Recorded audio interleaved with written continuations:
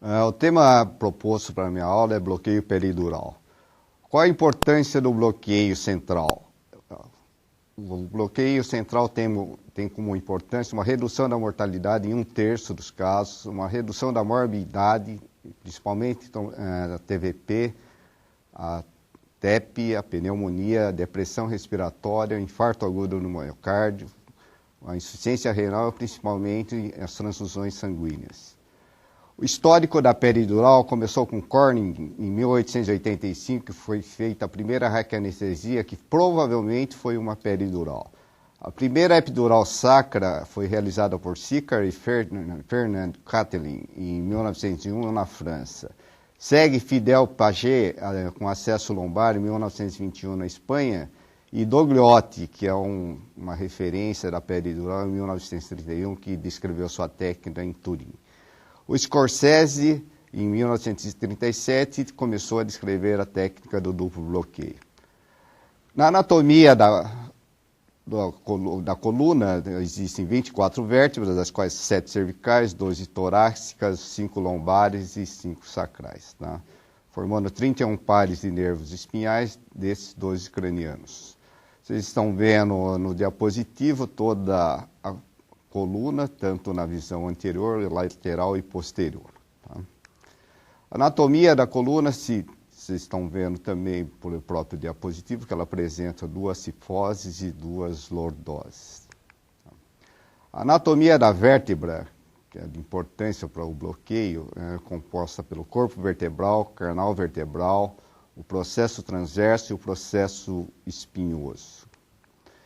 Aqui vocês têm uma visão da vértebra, do corpo e todo o processo espinhoso, a lâmina e as facetas lateral, inferior e superior. Né?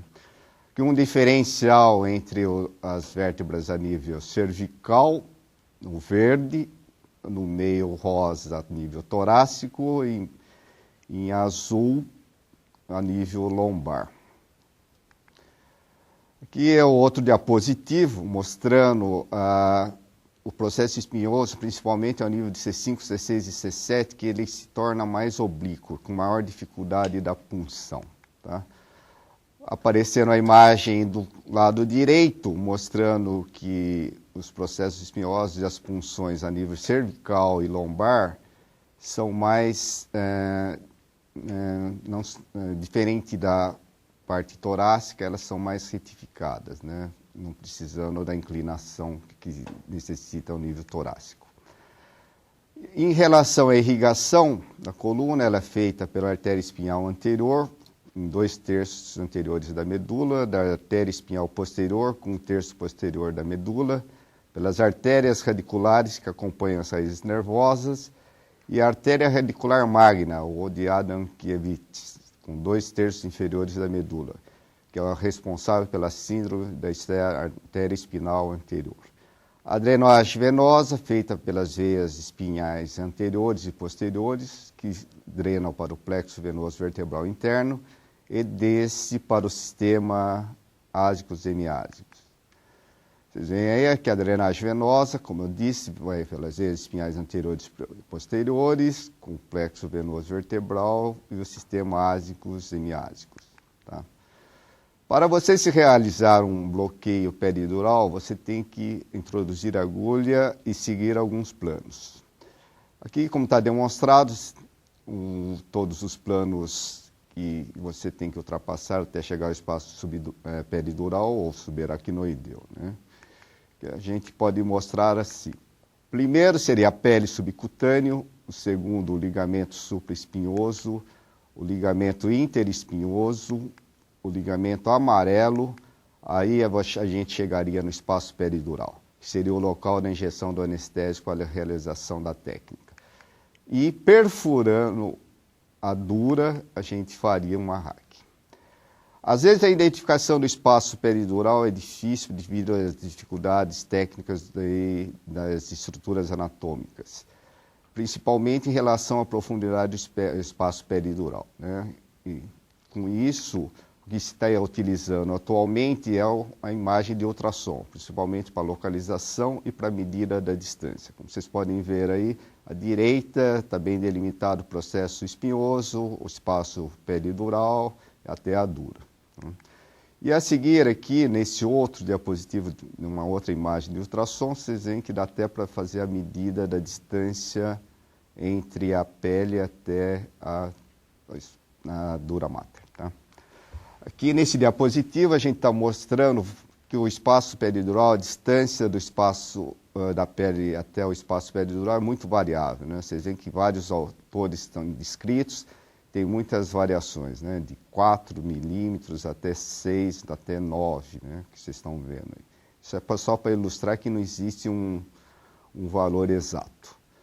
Aqui, para demonstrar essa imagem muito clara, né? Mostrando o ligamento amarelo, a conformação dele, né? Em forma de V, centralizado ele é mais espesso e lateralmente ele diminui sua espessura. Aqui uma imagem muito boa também, que a gente sempre coloca, mostrando a dura, o espaço subaracnoideu e o espaço peridural, que vocês veem aí, que ele é bem vascularizado, né? Tá? E principalmente a estrutura, que é o ligamento amarelo, que a gente sempre toma como referência para a realização do bloqueio. Aqui alguns pontos de referência, que é a primeira vértebra lombar, que é muito importante, o cone da medula, onde está situado cone da medula, o término do saco dural e a linha de Touffier, que é o nível das espinhas ilíacas posteriores superiores, que é o nível de L5. Tá? E um corte também mostrando a medula, o espaço subaracnoideu, a dura, mostrando que o espaço peridural é anterior à dura. Né? Tá? Aqui é a extensão da medula e do saco dural, que é importantíssimo também para nós, mostrando a imagem à esquerda, né, que varia muito com a idade. Somente no neonato, o saco dural termina no nível S3, S4, a medula é no nível de L4. Diferente dos adultos e crianças maiores que 1 ano, né, que o saco dural termina no nível de S1 e a medula um pouco mais alta, no nível de L2. Isso tudo para evitar lesões da medula, tanto no bloqueio subaracnoideu como no bloqueio peridural. Tá? Aqui, para ilustrar melhor os níveis de punção de L1 e L2, novamente reforçando o cone da medula. Aqui, uma imagem de uma cricomicrotomia do espaço peridural de T10 a L3, mostrando a gordura do espaço peridural posterior, que ele é maior, vocês vão ver na imagem à direita, na região lombar média, que vai diminuindo no sentido cefálico. E a maior segmentação do espaço peridural se dá na região lombar. E a falha da segmentação seria maior na região torácica média. Outra imagem da criomicrotomia, ao nível de C7 e T1, comparada à região lombar. Você vê que existe um fechamento incompleto das lâminas do ligamento amarelo em 50% cervical e torácica, né, que é as imagens à direita. A dura mater é mais fina e tem menor quantidade de gordura, né, maior dispersão de soluções anestésicas acontece nessa situação. E a ausência do ligamento interespinhoso. O mecanismo de ação do anestésico local ainda é discutível, né, mas tem várias hipóteses, né, o que a gente acredita atualmente. O anestésico local agiria nos nervos espinhais localizados nos espaços paravertebrais após a passagem desses pelos forâminos intervertebrais. Os principais hipóteses que a gente mais acredita atualmente seria eles agiriam nos gânglios das raízes dorsais e ventrais, nas raízes espinhais dentro de suas bainhas radiculares e durais, onde seria a maior concentração do anestésico, e na periferia da medula espinal. Tá? Aqui, para vocês verem, o espaço peridural em 3 cadáveres frescos, né?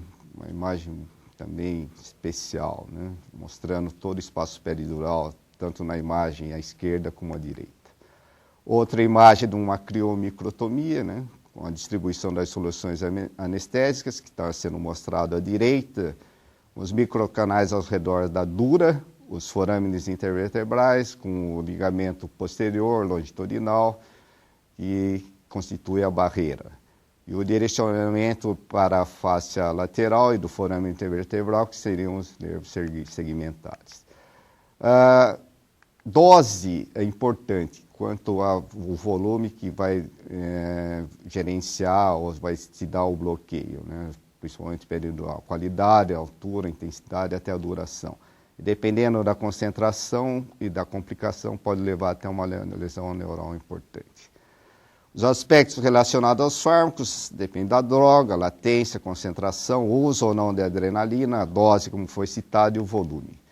Aqui, mostrando que o bloqueio peridural é de acordo também com o volume, né? Podendo chegar, você fazer o bloqueio desde o nível cervical até o nível sacral, toda a extensão da coluna. Isso pode levar a um bloqueio simpático, como está sendo mostrado, levando a uma vasodilatação tanto das artérias como das veias, levando a uma diminuição da resistência periférica, levando a uma hipotensão devido à queda do retorno venoso, débito cardíaco, podendo levar a uma isquemia miocárdica em pacientes mais graves, uma hipoxemia cardíaca, uma hipóxia miocárdica, levando até uma parada cardíaca. Tá?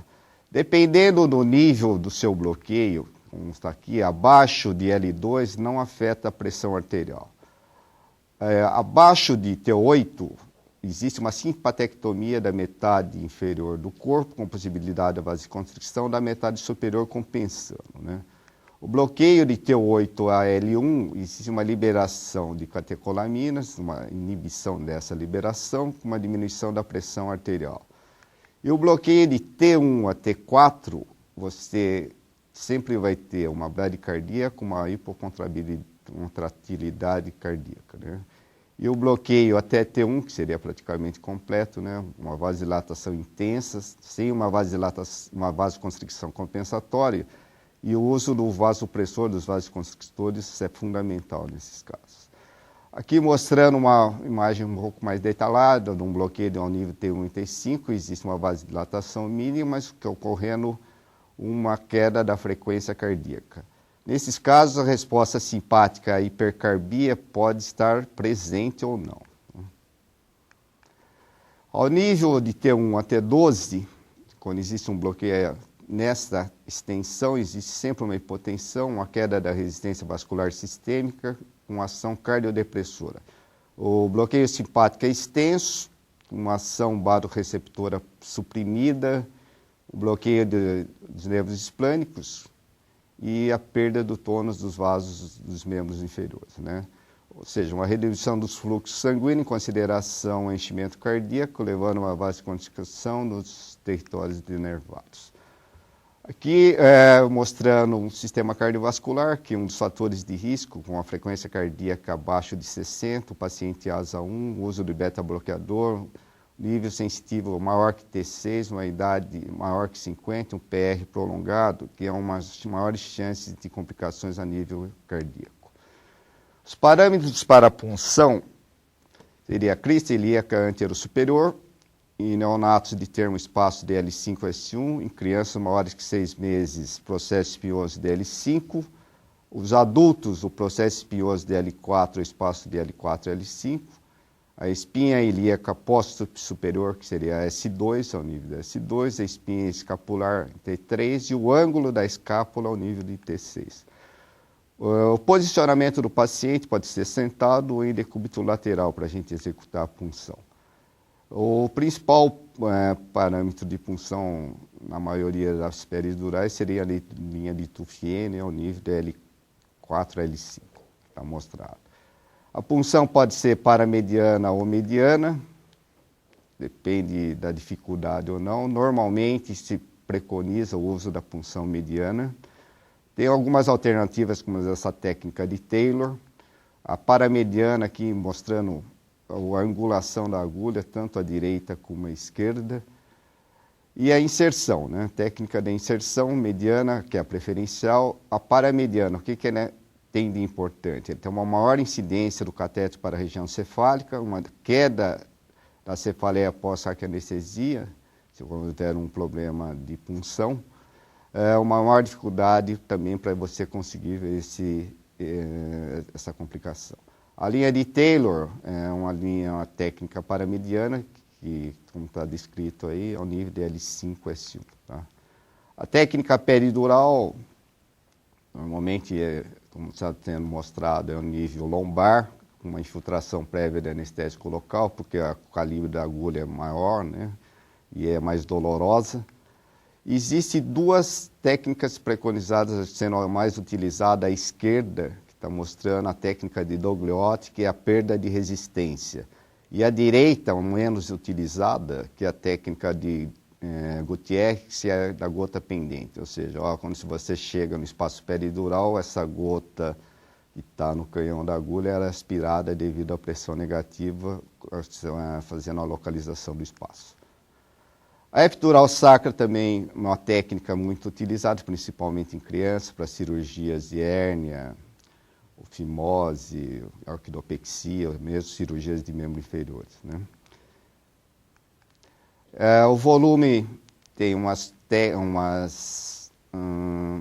tabelas para você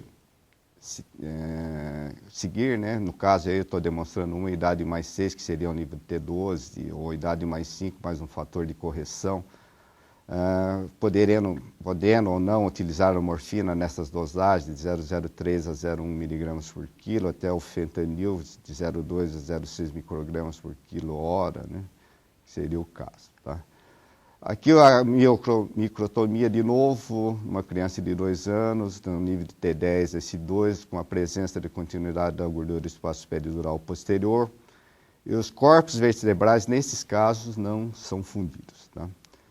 O cuidado no paciente pediátrico nessa técnica é o implante de tecidos, uma incidência alta de 15% a 50%, principalmente o tumor epidermoide intraespinhal. Uma latência de 4 a 14 anos e 41% de origem iatrogênica, ou seja, agulhas sem estilete, não próprias, né? Que levariam o tecido para o espaço. Tá? Os fatores que influenciam a dispersão do anestésico na técnica peridural seria a velocidade de injeção, que preconiza-se ser lenta e periódica. As características do paciente influem com a idade, o peso, a aterosclerose, a altura nos casos extremos e a posição. Tá? A solução anestésica, principalmente a massa e o uso ou não de vasoconstrictor. A técnica ou local de punção, na técnica lombar, a gente sabe que existe mais uma dispersão cefálica mais importante que nas outras técnicas. E nas pacientes grávidas, você tem que diminuir o volume anestésico em 1/3. A fisiologia da analgesia espinhal começa sendo bloqueadas as fibras mais finas e não mielinizadas, depois as mais grossas e mielinizadas, e as fibras autonômicas, ou seja, fibras condutoras da sensação do calor, dor, propriocepção, pressão, tato e fibras motoras. Vocês veem aqui que a distribuição das fibras A seriam mais internas, e as fibras B e C, que são as mais finas, seriam mais exteriorizadas. Né?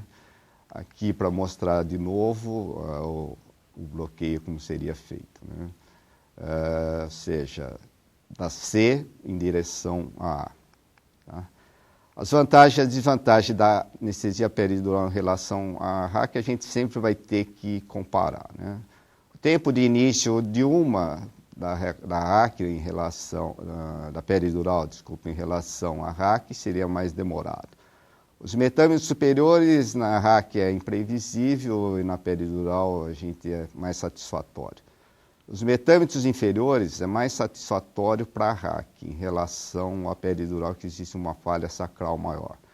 Densidade do bloqueio, da RAC anestesia mais profunda e da peridural muito variável. Né? A duração do bloqueio da RAC pode ser prolongada, na peridural normalmente não é prolongado em relação ao bloqueio motor. A absorção sistêmica na RAC praticamente desprezível e da peridural pode existir uma toxicidade, principalmente se existir uma injeção intravascular. Potensão comum e de início rápido na técnica subaracnoideia e muito variável de início gradual e lento na peridural. Tremor numa é raro e na peridural é muito comum. Tá? A cefaleia previsível, uma e muito importante se houver uma perfuração da dura na técnica peridural. Analgesia com a RAC contínua, atualmente a gente não usa, né? Mas em relação à peridural é muito utilizada, principalmente para analgesia pós-operatória de cirurgias abdominais, mesmo para cirurgias obstétricas ou trabalho de parto. A vantagem, uma taxa de sucesso alta, uma duração longa, uma extensão do bloqueio mais previsível. Né? As desvantagens que a gente tem é que na peridural a gente às vezes tem que utilizar altas doses de anestésico local, uma latência longa, uma alta morbidade e um bloqueio motor não sempre muito importante. Indicações principais, cirurgias do abdômen baixo, cirurgias de membro inferior, cirurgias urológicas, cirurgias obstétricas, principalmente cesárea e analgesia de parto. Analgesia pós-operatória, como já tinha dito antes, cirurgia de abdômen alto até cirurgias torácicas. Né? Aqui, por exemplo, uma imagem bem específica de um paciente numa cirurgia altamente invasiva e traumática, né? Num bloqueio peridural. Tá? As contraindicações, doença neurológica em atividade, um exemplo é a esclerose múltipla, algumas cardiopatias, a hipovolemia severa, nos casos de hemorragia, infecções locais e sistêmicas, as deformidades anatômicas, principalmente nessas doenças neurológicas em atividade, as coagulopatias, principalmente o uso de anticoagulação, que tem que ser respeitado os limites, e os distúrbios psicológicos. Né? O duplo bloqueio tem que entrar um pouco nesse mérito. Ele foi descrito em 1979 por esse autor Correlaro, com a passagem da agulha pela agulha. O Eldor deu uma melhorada e fez um estudo comparativo das agulhas disponíveis. A técnica é uma técnica praticamente simples, né? Você faz uma peridural e introduz uma agulha de RAC através da agulha. Tá? O que existe de problema, às vezes, quando você tem a dificuldade no espaço, é o que está demonstrado aí nessas imagens. Né? É o direcionamento errado ou não da agulha, ou mesmo a agulha curta. Né? Tá bom? Mostrando alguns tipos de agulha, principalmente atualmente, porque existe muito paciente obeso, a população de obesos no Brasil tem aumentado, então a necessidade de agulhas de maior extensão. Tá? Que é o caso que eu estou mostrando aqui, uma agulha de peridural, um duplo bloqueio. Aqui eu vou explicar mais em detalhes, a gente faz o bloqueio peridural. À direita, no canto superior, você vê que eu introduzi a agulha de RAC, estava tendo refluxo licórico. Tá? Daí a injeção, depois da injeção eu retirei a agulha e estou passando através da agulha de peridural um catéter contínuo. Né? Essa técnica também pode ser feita em espaços diferentes, mas ocorre um risco de trauma do catéter maior ou da agulha de RAC, que a distância da peridural para da RAC anestesia tem que ser pelo menos o comprimento do cateter dentro do espaço peridural, né? A possibilidade de dose teste e a possibilidade de punção mediana e paramediana para cada bloqueio. Eu não entrei muito no mérito da peridural contínua, mas aqui eu estou mostrando que atualmente a tendência é a utilização sempre de um anestésico local numa baixa concentração, associado a um opioide para analgesias cirúrgicas, né, pós-operatórias. Tá? Aqui mostrando em mais detalhe uma peridural contínua, né, a agulha no espaço peridural e a introdução do cateter. Tá? Que seria também demonstrado e utilizado, nesse caso, a analgesia controlada pelo paciente através do catéter peridural. Tá? As complicações, perfuração da dura, dor lombar, às vezes muitos pacientes reclamam desse sintoma, né? A falha de bloqueio, que pode ser de 4 até 8,3%, a quebra do catéter, a intoxicação anestésica, uma raquia total subdural. E no duplo bloqueio, a peridural pode se estender mais cefalicamente, né, do que o esperado. E a passagem do cateter pode ir para o espaço intradural. Né? As complicações neurológicas é devido a traumatismo de agulha, punções repetidas, né, quando você tem uma dificuldade maior, uma contaminação, até uma isquemia, até um hematoma nos casos que você está utilizando anticoagulação. A lombalgia, como vocês podem ver aí, principalmente em RAC, acontece muito mais, né, devido ao trauma do periósteo, um hematoma muscular, uma lesão ligamentar e um espasmo muscular reflexo. Né.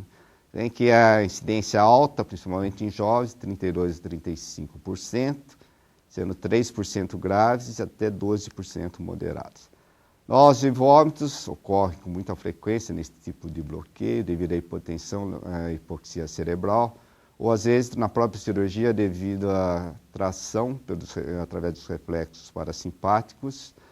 E uma das maneiras de se evitar é a restauração da pressão sanguínea e a oxigenação do paciente. Tá?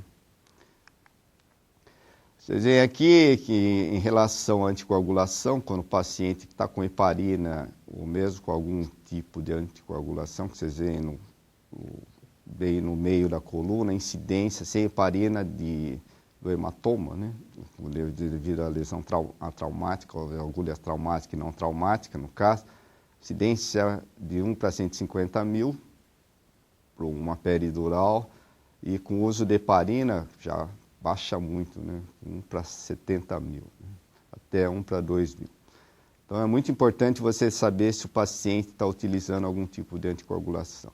Em relação ao anticoagulante plaquetário, a gente preconiza a suspensão do clopidogrel 7 dias e da triclopidina em torno de 2 semanas. Tá? Em relação à incidência do hematoma, como eu falei, mesmo sem anticoagulação, a peridural, a incidência é de 1 para 150 mil, em relação ao RAC, 1 para 200 mil. Tá?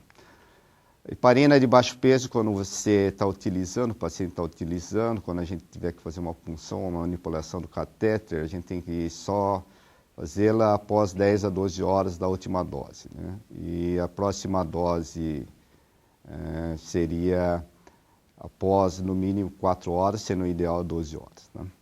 A heparina não fracionada, punção depois, ou manipulação após 4 horas e dose subsequente depois de 1 a 2 horas da punção. Anticoagulante oral, suspensão de no mínimo 4 a 6 dias. Tá?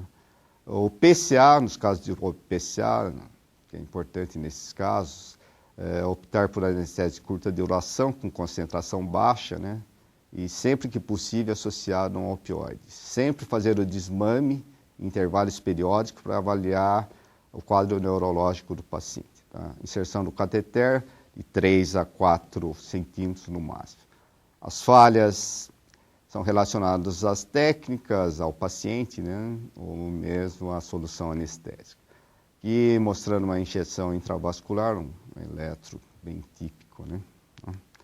Sequelas neurológicas, é uma relação até rara, né? 31 para 65 mil, normalmente devido a uma patologia neurológica prévia, trauma de punção, uma contaminação química ou bacteriana, ou a própria reação tóxica de anestésico local, que atualmente é muito raro. Né? Ou até uma hemorragia subaracnoideia e levando uma isquemia de medular. Né? Outras causas também seriam cirúrgicas, né? Através de afastadores cirúrgicos, a descida da cabeça fetal no trabalho de parto, um tratamento neurológico sintomático, né? Uma prevenção da lesão nesses casos. A drenagem do hematoma, quando presente, tem que ser feita de emergência, e a parada cardíaca pode acontecer, principalmente em pacientes jovens, em 1,6%, quando os bloqueios estão ao nível de T4. O hematoma espinhal se delineia com dor lombar, fraqueza progressiva e do déficit sensitivo. O tratamento é fazer uma ressonância de urgência e uma laminectomia descompressiva. Né? Está sempre associado ao uso de anticoagulante, né? E o uso de cateteres contínuos. Aqui é uma imagem do hematoma, só para ilustrar o que eu estou falando. Uma lesão espinhal através de punção e a irrigação, nesses casos aí, está mostrando, como eu já tinha falado anteriormente no começo da palestra, quando você tem uma lesão vascular, a chance de uma lesão permanente é muito importante. Né? Aqui mostrando uma imagem de um abscesso peridural. E aqui eu estou salientando, na última linha, na agulha de TUI 16G, a porcentagem de cefaleia, né? Que é 76% quando você tem uma punção inadvertida. Tá? Que leva a uma cefaleia pós-RAC, né? Pós-punção, que é diretamente relacionada com a posição do paciente. Tá? Posição deitada, a pressão é menor, a cefaleia cede, na posição ortostática ou de pé, o paciente sente muito mais. Tá? Aqui mostrando uma imagem, uma cefaleia, mostrando a seta onde está a perfuração da dura, e aqui pós o tamponamento sanguíneo, né, o blood patch, seria uma das técnicas de tratamento. A segurança na realização da punção com o paciente anestesiado, também a gente pensa, né, que com o paciente anestesiado, principalmente na região peridural torácica, com a passagem do cateter, o índice de paraplegia é maior, né, principalmente as complicações neurológicas. Ou seja, não só para o bloqueio peridural, como o bloqueio periférico, a gente preconiza nunca fazê-lo com o paciente anestesiado. Tá? Complicações em relação à parada cardíaca, vocês veem que a incidência é maior 0,07 para RAC anestesia, 0,01 para peridural e 0,03 para geral. Né?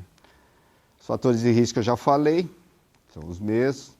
As drogas coadjuvantes em relação à retenção urinária é maior na anestesia geral, depois na peridural, depois na raquianestesia. Em relação à obstetrícia, as principais falhas que existem, a incidência é principalmente na passagem do cateter, na falha da peridural da técnica, é uma analgesia inadequada, 18% a 31%, levando a um desconforto intraoperatório até uma dor visceral, né, de 10% a 56%. Os fatores predisponentes para essas falhas, na anatomia seria essa plica mediana dorsalis, né, e a espessura das raízes nervosas, de 17,53% de falha nos segmentos principalmente sacrais. Né. Em relação à técnica, é um mau posicionamento do cateter, com o escape do anestésico através do forame transforaminal, né? A passagem para o espaço peridural anterior e o posicionamento paravertebral. Tá? Aqui uma imagem muito boa, né? Mostrando a plica, né? Dorsalis, que seria uma das causas. Tá? Aqui uma outra melhor ainda, para ilustrar. E fatores predisponentes, como já foi dito aí, estou reafirmando, né?